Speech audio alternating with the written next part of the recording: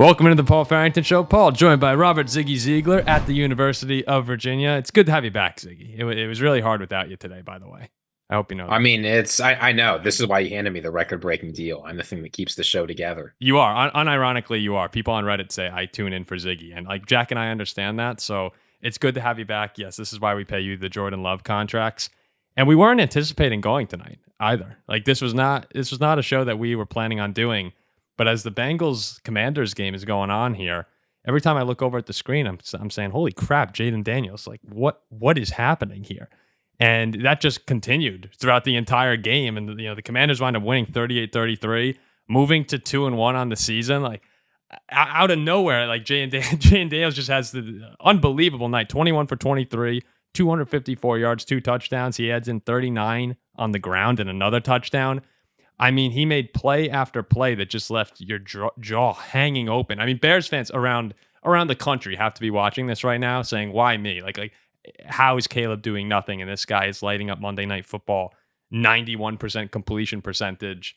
I mean, this was just an unbelievable night for him. Yeah, and let's not forget, this defense last week held Patrick Mahomes to 150 yards and 2 interceptions, 2 passing touchdowns too. But the Bengals defense is good. And this is a team that's not just good, but they were at home. They were desperate. This was a must-win game. And, you look at the final score and say, all right, the Commanders won by 5 points. Jayden Daniels walked into that building and owned them. He didn't get much production on the ground. He got like 70 rushing yards. This game was all him. And whenever he needed a big play, boom, 40-yard pass to Terry McLaurin. Game needs to be put away. Boom, 35-yard touchdown pass. He had it all. I'm telling you, I'm watching the reactions right now. I'm seeing all the Commanders players on the field. I have not seen people in a Washington uniform smile this way. It feels like a decade and a half since RG3. Terry McLaurin looks like the happiest guy on earth right now. He's probably sitting back saying, I have a quarterback. And every Commanders fan who's just been, I mean, they've been in misery for so long. You talk about the franchises that are just in constant pain and suffering. And people forget the Commanders are right up there. You go look at their history in the NFC East, 3rd place, 4th, 3rd. It's pathetic, frankly. And to see it, have a night like tonight, Monday Night Football, prime time, and you see your guy go out there and have a night like this, where you said it, those the 2 throws to Terry McLaurin, the 2 deep balls, again, jaw hitting the floor. I think this is the kind of night that makes you think we might be able to win the NFC East. Like, it's kind of crazy. But Commanders fans should be remarkably pumped up. I mean, this is the best night of Commanders football in a decade. It really is. Yeah, I mean, there's no doubt about it. I mean, they were, 6.5-point dogs going into this game? I'm not sure even how many Commanders fans thought they would win. And yeah, to go into Cincinnati and dominate a Bengals team that, as we said, like this team needed to win this game. They weren't overlooking anybody. They were here to play. People forget Cincinnati is one of the more difficult places to play in the NFL. You could hear it. The crowd was loud. It messed with the Commanders a couple of times, but it was no matter. No, they were desperate too. You looked at the way Baltimore came out yesterday. We actually have a live audience tonight. It's we have some people from Baltimore, big Ravens fans. Ben from Baltimore is here. He was watching that game yesterday, and Baltimore came out. And they throttled Dallas from the beginning. That's what you do when your back's against the wall. You come out and you're authoritative. And the Commanders, they came out from the early tonight and just looked like the better team. I mean, they took a 21-13 lead into halftime. And this is, this was a very popular survivor pool pick. The Bengals. It was totally unexpected. And it sounds, again, it's kind of crazy that we're having this conversation because I never saw Daniels. I kind of been down on him the entire process here, thinking he's eventually going to get hurt. They showed the graphic. He slid once on 34 rushing attempts. He got a little banged up last week, but as the game was going on, I started thinking to myself, this is how I felt about CJ Stroud last year, early when he had a couple big games. It's like he just looks unstoppable. And this Commanders team isn't crazy around him. I mean, McLaurin's good, but he showed the ability to take over a game. And there are very few quarterbacks in the league who can take over a game the way he did tonight.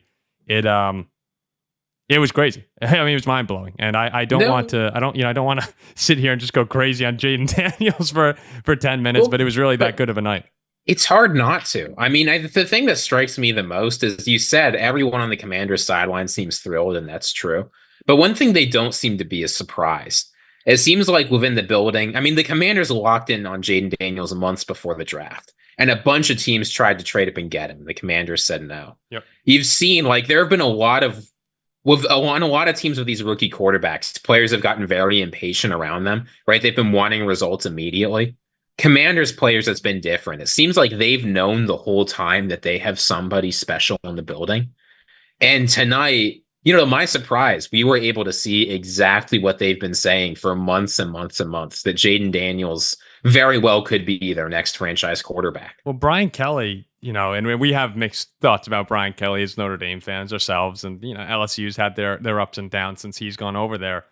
But he said Jayden Daniels was the best football player he's ever coached. And, that raises some eyebrows because he's had, even in our time at school, he had Quentin Nelson was there, who an all-pro best lineman in the league for a number of years. Like you had really, really big time players who Brian Kelly has coached over the years. And for him to say Jayden Daniels is the cream of the crop, tonight's the kind of night where you go, oh shoot, maybe he's actually serious and not just hyping up his most recent guy. I love Dan Quinn on the night, like going for it on fourth down. He was aggressive. He was into it. He was pumping up his guys. I thought that it was a great performance from him.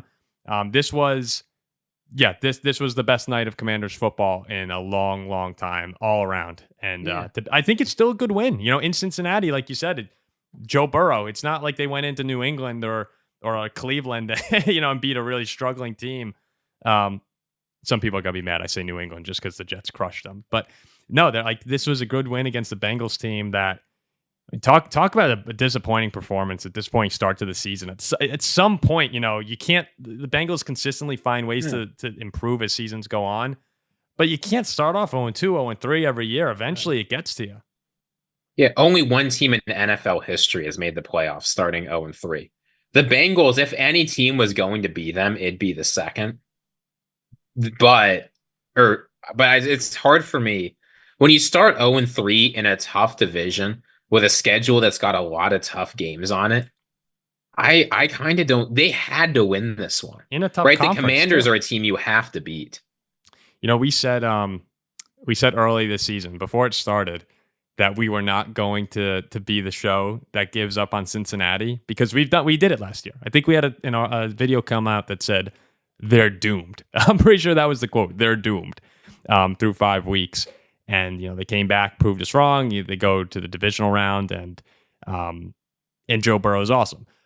But when they're 0-3, it's hard. Like we're not going to do it because we said we wouldn't. But at 0-3, yeah, really, you're done. You have 2 home losses to the Patriots and the Commanders. This Commanders team might be decent. They might even be good. But when you start 0-3, it is. Especially in the AFC, it is so hard to make the playoffs.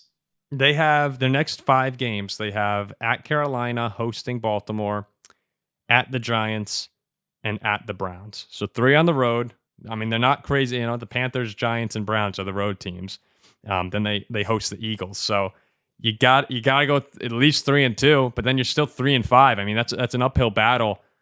We saw what it took last year for the Packers when they started with 5 losses, how hard it was to climb out of that just to make a wild card game. Their schedule is light. I will say if you go through the Bengals schedule, it's a light schedule, but they need, it's got to start next weekend. You lose to Carolina, and Carolina looked a completely different team with Andy Dalton. So that's not even a walk in the park, especially like you said, when they've lost to the Patriots and the Commanders, teams they've been heavily favored over. It's bad times in Cincinnati. It's weird to see Joe Burrow and the team struggle this much, even though they've done it before. It's still, you just expect better from them. And I'm not going to say it because I said we wouldn't, but it's bad. If you're a Bengals fan, I'll at least say this: you said Joe Burrow and the team struggled. Joe Burrow did not really struggle tonight. No, he had a good night. He had a good night. This is the first game since 1940 with no turnovers and no punts. The problem was the Bengals defense couldn't stop Jayden Daniels to save their lives. 38 points. Highest completion percentage in the history of Monday Night Football for a rookie. Can I ask a crazy question since we're talking about schedules? Please. Here are the Commanders' next few games. At Arizona, host the Browns, at Baltimore, host the Panthers, host the Bears, at the Giants, host the Steelers, and then you go and play the Eagles. They're 2-1. They are first place in this division. Is the division in play for the Commanders? Their schedule is so much easier than the Eagles. I think the optimistic view of those 8 games is about 5-3, and that puts you at what, 7-4. So you're 7-4. I mean, they're probably competing for the NFC East. So that is my ceiling, probably. I mean, there's a world where they get red hot. I mean, I think they're in a situation where, I mean, the Cowboys are looking a lot weaker. If they can win those games of Philly or even split them, I think they've got to. If Jayden Daniels continues to improve, if he looks like this in a fair number of his games, there's a chance. No, I mean, if they've split with Philly, it's on. But I'm not ready to go there yet. This was, to me, I'm still on this was an unbelievable performance. One that says, hey, we got our guy. Like Washington, you got your guy. But I'm not quite ready to say that this is the year for the Commanders just yet.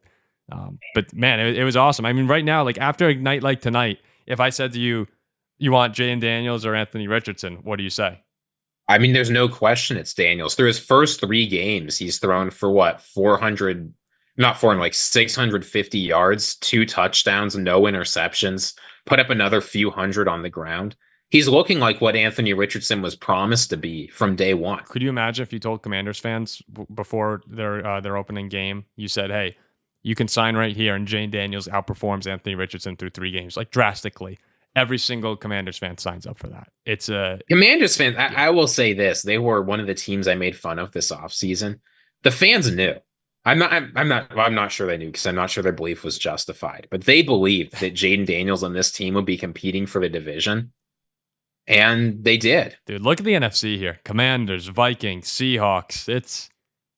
It's a shit show, but it's fun. It's a really good time. It's going to be a fun NFC this year, without really any of the big dogs emerging at the moment. So, the year of the underdog in the NFC. All right, I think that's a good reaction show, especially for an impromptu reaction show. Ziggy, congratulations on your talk today. That went well. We'll clap it up for you real quick.